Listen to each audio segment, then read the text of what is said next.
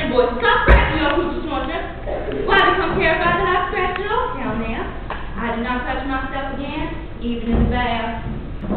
I'm afraid of water getting in and filling me up so I explode. I put band-aids over my Coochi to cover the hole, but they fell off in the water. I imagine a stopper, a bath plug in there to prevent things from entering me. I wear 3 pairs of happy hard cotton underpants underneath my strap-up pajamas. I still want to touch myself sometimes, but I don't. Ma'am, 7 years old. And your mom came to his tent, gets angry at me, and punches me with all his might in between my legs. It feels like he breaks my entire self. I went home. I can't pee. I get home, and Mama asked me what's wrong with my Coochi Snorcher, and when I tell her what Amy did to me, she yells at me and tells me to never let a man touch me down there again. But I try to explain, Mama, he didn't touch it. He punched it.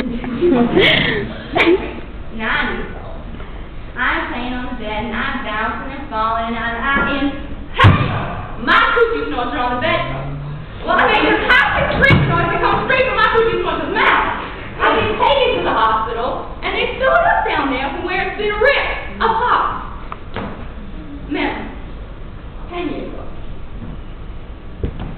I am at my father's house, and he is having a party, and everybody's drinking.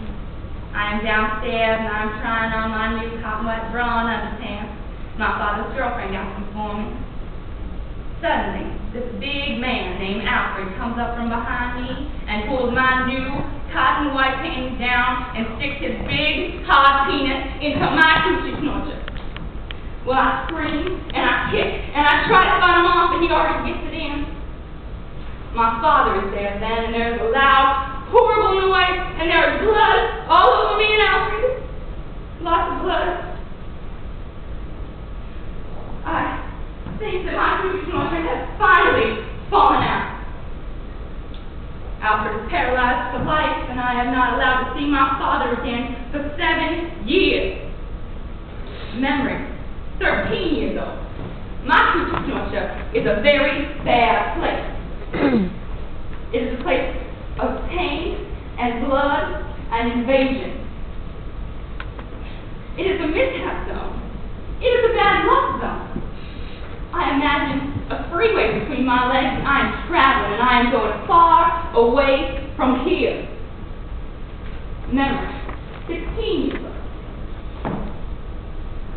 There is this beautiful 24-year-old woman in my neighborhood. I stare at her all the time, and one day she invites me into her car. She asks me if I like to kiss boys, and I say, I do not like that. And then she says she wants to show me something.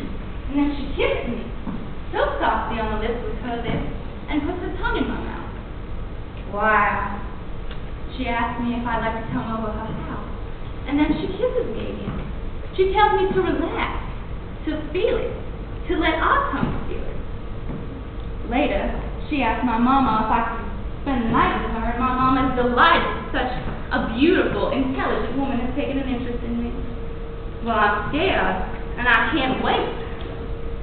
Her apartment is fantastic.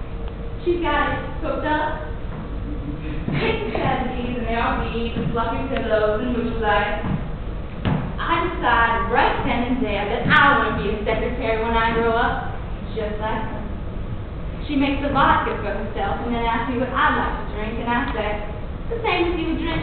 And she says, I don't think your mama would like to drink vodka. And I say, she probably wouldn't like to kiss a girl either. And then the pretty lady makes me a drink. Afterwards, she changes it to chocolate satin petals. She is so beautiful. I always thought bulldoggers were ugly. I say, you look great. And she says, so do you. And I say, but I was all in this cotton white bra and underpants. And then she changes me into another satin petty. It's like lavender on the first day of spring. There's a picture over her bed of a naked black woman with a huge ass. She lays me on that bed, and just our bodies touching makes me calm.